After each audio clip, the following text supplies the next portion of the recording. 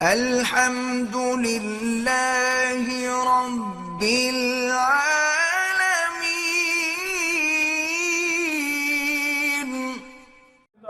خواب جو ہے نا جی، وہ گویا کہ پرندے کے پاؤں پہ جیسے کوئی دانہ رکھا ہو تو ذرا سی حرکت سے وہ گر جاتا ہے۔ اس لیے ہمیشہ یاد رکھیں کہ رؤیا جو ہے یہ بڑی عظیم نعمت ہے اللہ، حتیٰ کہ ایک حدیث مبارک میں ہے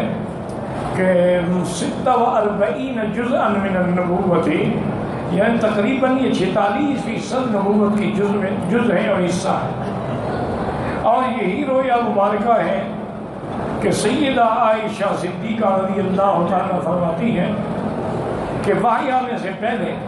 حضور بڑے خواب دیکھتے اور آپ کے خواب ایسے ہوتے تھے کہ فلق صبح ہی، جیسے صبح چمکتی ہے بالکل کھلے ہوئے، یعنی ابتداء وحی جو ہے وہ بھی رویا سے ہوئی۔ اور اسی طرح ایک حدیث مبارک میں ہے حضور پاک نے فرمایا کہ میں اللہ نے مجھے بھیجا ہے، انا دعوت ابی ابراہیم، اپنے ابے کی دعا ہوں۔ حضرت ابراہیم نے دعا مانگی تھی، وَأَنَا بِشَارَةُ أَخِي عیسیٰ، اور اپنے بھائی کی خوشخبری ہوں کہ عیسیٰ علیہ السلام نے میرے بارے میں خبر دی، وَمُبَشِّرًا بِرَسُولٍ يَأْتِي مِن بَعْدِهِ اسْمُهُ أَحْمَدُ، اور فرمایا وَرُؤْيَا أُمِّي الَّتِي رَأَتْ،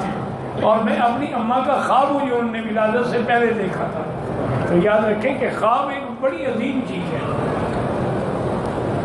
انبیاء کے خواب جو ہے وہ تو بالکل ایسے ہوتے ہیں جیسے اللہ کا وحی، اس میں کوئی شک نہیں۔ اور اس کے بعد جتنے صالحین کے خواب ہیں وہ بھی تقریباً سچے ہیں، یعنی آدمی جتنا عابد ہوگا، زاہد ہوگا، متقی پرہیزگار ہوگا، اللہ کا ذکر کر کے رات کو پاک سے لباس پہن کے پاک بستر پہ سوئے گا،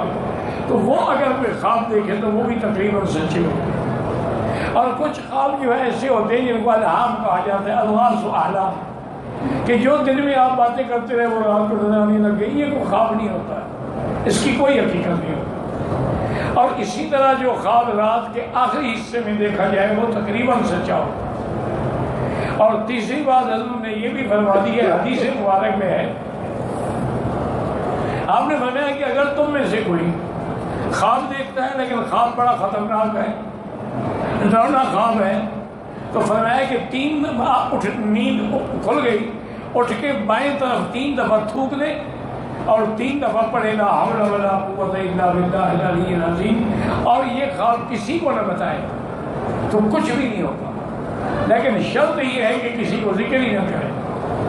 اور چوتھا خواب یہ ہے کہ خواب اچھا ہے لیکن سمجھ نہیں آ رہا، تو اس کے بارے میں بھی حکم ہے کہ لا یعبر الا خبیر او لبیب، کسی دوست کو بتائے یا عالم کو بتائے تاکہ اس کی وہ تعبیر جو دے وہ صحیح تعبیر۔ تعبیر ایک علم ہے، انبیاء میں سے اللہ نے حضرت یوسف علیہ السلام کو بھی عطا فرمایا تھا، اور میرے آقا سرکار دو جہاں کو بھی عطا فرمایا، صحابہ میں سیدنا ابو بکر رضی اللہ تعالیٰ کو بھی عطا فرمایا۔ تو اس لیے آپ نے فرمایا کہ بھئی جو اللہ نے فیصلہ کرنا تھا وہ فیصلہ جو ہے ہو چکا ہے، لیکن انداز یہ ہے کہ کسی کا آپ نے نام نہیں لیا تاکہ دوسرے کو تکلیف نہ ہو۔